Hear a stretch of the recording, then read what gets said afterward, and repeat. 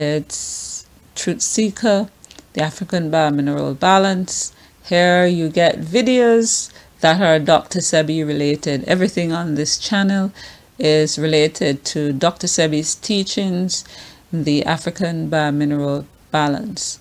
And so if you like the information here, if you like this video, give it a thumbs up. And of course, share it if you think others could benefit from this.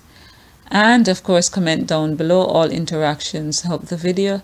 And also, if you have not done so already, please subscribe to the channel and hit the notification bell so you'll be informed when new videos are available. There's also a corresponding blog called the africanbiomineralbalance.com, and there you will get these videos and some other videos which will be likely not be on YouTube, but they'll be on the blog, so you can check there from time to time. All the information is 100% Dr. Sebi related. This video is an excerpt of a Dr. Sebi lecture, and Dr. Sebi is always giving good information. He spoke a lot in this video about the fact that he's an African, and it's important that we identify as Africans. He wanted us to realize that, because only in doing that can we go back and retrieve that which we have lost by being in the Western world.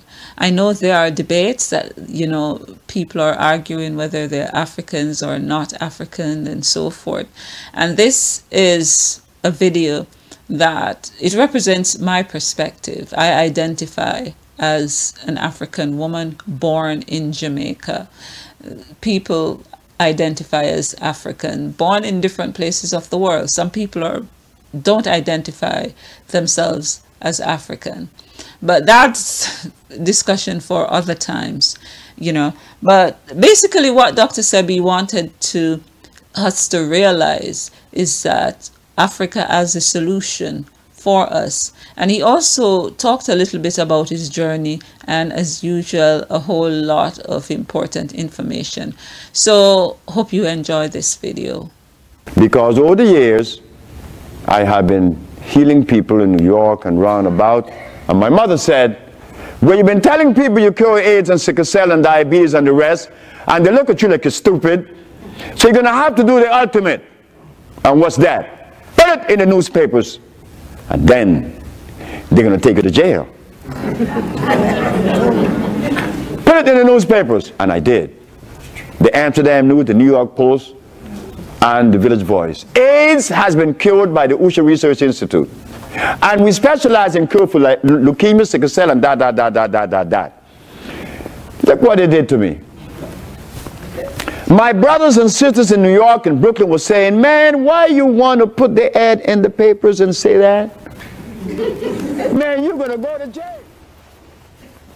I was able through my life to look at things from a simplicity position, from the simple way, from the common sense perspective. I was born in Honduras, 1933. I'm 70 years of age. All through my life, I had fun. I'm having fun now. Because what I said as a little boy, 14 years of age, I was walking in front of Miss Wright's, Miss Louise Wright's. The reason why I have to mention her name is because this woman is part of a matriarch system which I grew up with. Miss Wrights, Miss Marin, Miss Ford, Miss Gamboa, Miss Roulet, Miss Ford, Miss Marin. Oh, she was ferocious. All these women were ferocious. So when I grew up in Honduras 70 years ago, all I heard was the name of these women. I was working since I was 9. I didn't go to school because my grandmother didn't have anyone to help her. But in Latin America, when you're 9 and you're growing up with your grandmother, schooling, okay, if you could go. Necessary. Not for me. It must have not been necessary because I didn't like it. And then my grandfather, being from Haiti, he tells my grandmother, this one would not go to school. They say, why? Gorillas doesn't take their cubs to be trained by polar bears. All right. Bengal tigers does not take their cubs to be trained by Siberian tigers. They train their cubs. Their own cubs. But we, the cubs of Africa, we know everything beside our mother. And it is from that perspective that I talk. It is that from that very perspective that I build my premise, not on philosophy. Never. I never read Plato or Socrates or Diogenes. I didn't care about those folks. That's right. I'm an African. I didn't even care about Egypt. Why? Because what happened in Egypt 10,000 years ago, you can't use it now. You can't do anything with it. But talk about Nefertiti and Quintai and Ramses II and what we're going to do after that. Africa is beset with AIDS. No. Hepatitis C is eating Africa up more than any other disease. So as a little boy, in front of Miss Wright's house, I said, one day I will do something that would come in conflict with that which is believed. Why I said that, I don't know. I was 14. But I suppose it was generated in me because of my childhood, not growing up in school. And Richard telling me, when he showed me a book, he said, you are dunce. That's the word we use in Central America. You're dunce when you don't go to school. People have no respect for you. They believe that to think you have to go to school, well, and especially speak English. Well, I know people that cannot speak English. I know one right now in Memphis. They call him Spaceman. Spaceman made a battery that lasts 28 years. It recharges itself in 21 minutes. The man doesn't know how to read nor write. I have the video of Spaceman. He came to see me. He said, you cured me of diabetes with herbs. Well, let me tell you what I did with herbs. I made a battery. Johnson grass, crabgrass, and clover. He mixed these grass together. I said, well, why did you select these tree grass? Because the lightning bug produces light, that's energy, and they're always on these tree grass. I'm just one of you. So when you say he cure AIDS, then you're saying we, the black race, cure AIDS. Not that this one, Sebi. I am you standing here. I'm not smarter than you. I'm not smarter than anybody else anyway. I don't want to be smart because that's a hell of a responsibility. And me, I like to play. I like playing, of course I do. We grown-ups, we have a tendency to lose the child that makes us happy. We lose it, never realizing why. Well, today you're going to know why. You know when your child turns against you and call you all kind of names and you think the child is bad? Like when Bert Boats, this is a white man that worked with me on a ship. We were both engineers. Oh yes, I'm a steam engineer, work right here in LA. At King Hospital, that's where everything began. And I wish that Gregory was here, but I forgot to tell him I was giving a speech today. Gregory McLemore and Bill Green. These are two individuals that plays a very important role in my life. Because Gregory worked at King Hospital with me when I said that I was going to heal. He said, you're crazy. Everybody says I'm crazy. But I seem to be always pursuing, regardless to the opposition. And not that I'm strong, because I'm not. I'm not strong and I'm not weak. I am me. I don't have to be strong or weak. Why can't I just be me? Well, in the me, this came out.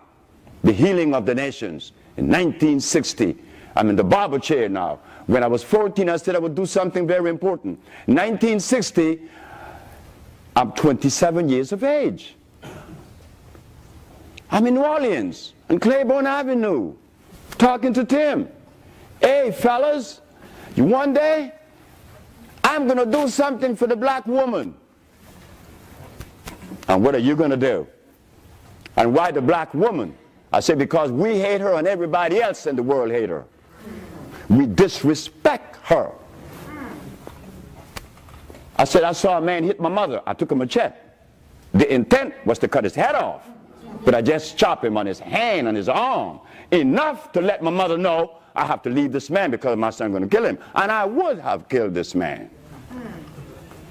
That's my mom. That's my mama. What you mean I'm 17, you can hit my mom in front of me? Man, I'm okay. I have to. Okay? So, you see, and I just saw the woman, you know, she was with me just about a month ago. She was 3 weeks spending with me. And look, it was right on time. My mom is 90, I'm 70. She had me when she was 20. She said, well, you finally grew up. I said, not yet. Because I'm still listening to you. In the barber chair in New Orleans, I said, I'm going to do something for the black woman, not the brothers. And I'm one. I said, the black woman. Why I made that statement? Because I noticed how we call you, the names we call you, Sapphire, we call you all kind of stuff. We kick you, we slap you, we kiss you, oh God, everything. Yes. So there was a magazine, Ebony magazine, Narcisse, from Algiers, had a bunch of women around him. And he was talking to them, telling them whatever he thought he needed to tell them. I said, he's a fool. So why? Because he's talking to a woman. He can't tell a woman anything. He came out of one. So how could he tell a woman something? I mean, we came out of a woman. So how could we tell you something? That's the common sense I grew up with. That's the common sense that led me to the cure not only of AIDS. Curing AIDS is simple. Curing AIDS is like play to me. And it should be to you. What I'm about to do is what's going to frighten you, not the cure for AIDS. Getting to that stage was very easy. So in 1960, I told Tim and the rest of them that was there, Harry Nance, who's a drummer, he just passed. Harry was the first individual that mentioned a part of the human body to me. He said he was reading about the duodenum. I said, what is that? That's an orifice that sits under the stomach that joins the small intestines. Huh. And what you want to read that for? You a drummer. Then he talked about the thymus gland. We would always go to the barber and talk about these things that was unrelated to what we were doing, but we entertained them anyway. I came to LA, I passed the test with the county, I became a steam engineer. And it was because I was a steam engineer of the county was where health manifested. I was ashamed. I was ashamed because I didn't know that I would be in front of an audience talking about what I did at King Hospital as a steam engineer. I was embarrassed. Why? Because while working at King Hospital, I found why brothers that are healers are not healing. I found it. I'm not smarter than you. Well, if I'm healing, curing AIDS, can't you too? I must be doing something that others aren't doing. It's not that I'm smart. I'm doing something that we are overlooking. And it's embarrassing. It is embarrassing when a brother tells you to drink peppermint. And you come to me and say, well, Dr. So-and-so said I could take peppermint. Dr. So-and-so said I could eat garlic. Dr. So-and-so said I could drink soy milk. Now, how am I going to process all that inconsistency because you believe in it? Do you want me to tear it up? And then you get angry at me because you said, oh, he's talking about the brother now. But our life is at stake. We're not selling shoes here. You could change them anytime. This is your life. So when you come with a giving that addresses life, you have to come with something that is complete, not something incomplete. In other words, when you accept a particular way of life, that way of life has to contain in it all of the components of life. If it doesn't, you're in trouble. Whether religious, whether philosophical, if it does not contain, if it doesn't contain all the components, and one is missing, then you're in trouble. Whatever you accept, it has to be complete. That's the way God makes things complete.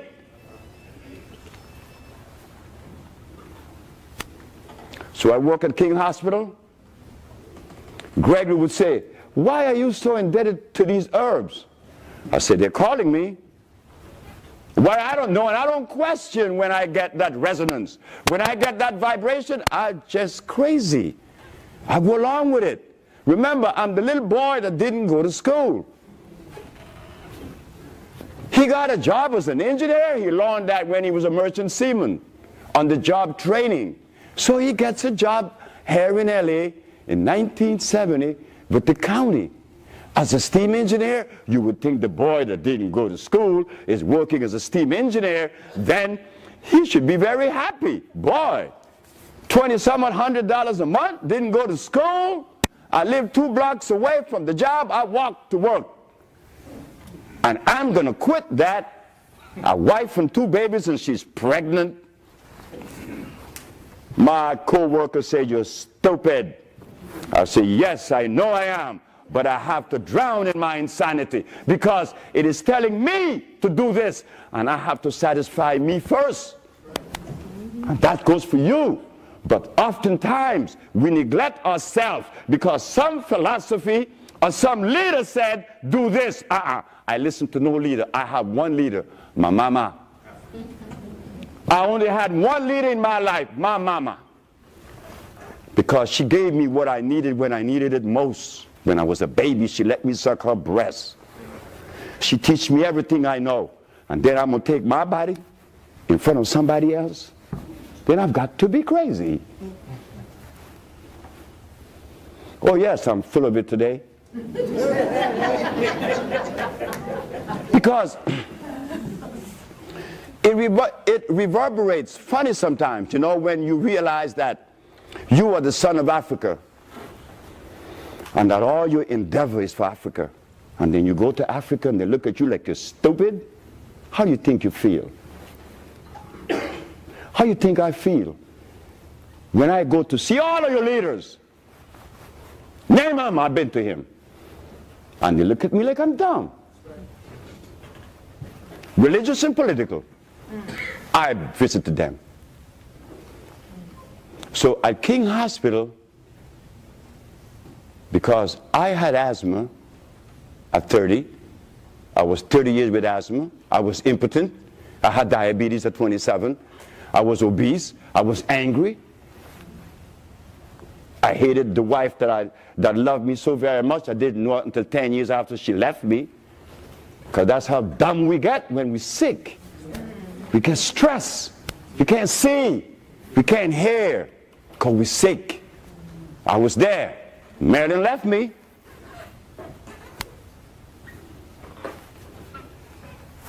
I began my search now for this journey that I was unaware of, this journey that is taking me into places that never before heard by me.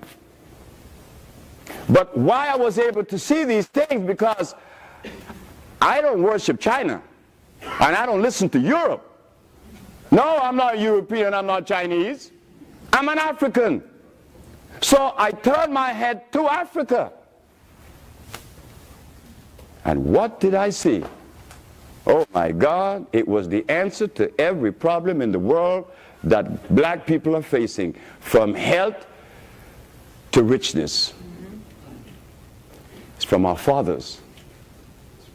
From our fathers. We are violators and don't even know it, only because of one little item they call glucose. Glucose is the culprit. The Bible tells us, honor thy mother and thy father, thy days may be long upon the land. Well, when we read Plato, we're not honoring our mother and our father. We've just been derailed. We're not Europeans. We are African people. Whether we want to or not. And the Bible says, honor thy mother and thy father. That's right. The Bible also goes further to say that the herbs are for the healing of the nations. And then we listen to our preacher and we watch them when they get sick. Who do they go to? What is the message that we're sending to God Almighty? The Quran talk about the herbs. No, we get chemicals too. I'm a Muslim. I'm a Christian. Remember, I grew up in the Christian church, in the Seventh-day Adventist and the Anglican church, later to become a black Muslim, which I enjoy very much.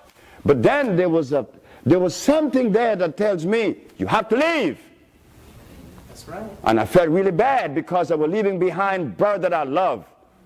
Brother Marshall, Brother Dad William, Brother Rashid, Brother Akbar. These are beautiful brothers that I share a fish head with in New Orleans.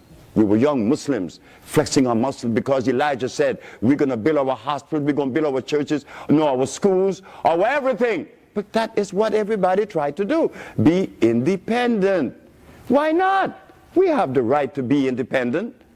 So at King Hospital, I said, well, I'm going to add something to the pot. The reason why I said that everything is simple, because it is. We always break things down to least common denominator. We have that ability.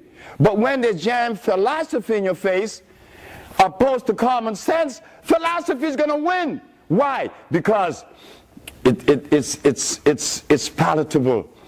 It is scientific. Oh boy, it's like hearing Benedict Spinoza. When you read something and it takes on a different profile, the thing has changed its complexion, but the thing remains. Now, why do I have to read this? We're dying with, in Africa, it is what? Hepatitis C. So let us get into it now. Let us get into the journey as to how this came about, because the boy didn't go to school. And the boy didn't read any history books or any books on philosophy. The only books that I embraced were the books on herbs. And it was a Mexican that put me on the trail. I went to the black herbalist in New York. They didn't heal me. I went to the Chinese herbalist in San Francisco and in LA. They didn't heal me. My diabetes, my impotence, my blindness, my obesity was persisting. And I went to a Mexican. The one that we black people have a tendency to talk about sometimes. Well, because of him, I'm standing in front of you healed. I'm Mexican. He said, you're dying. I said, I know that because I was going to the bathroom and I didn't reach there. I got up off the floor. He said, and you're disobedient, just like these Mexicans that are my brothers and sisters. You're not eating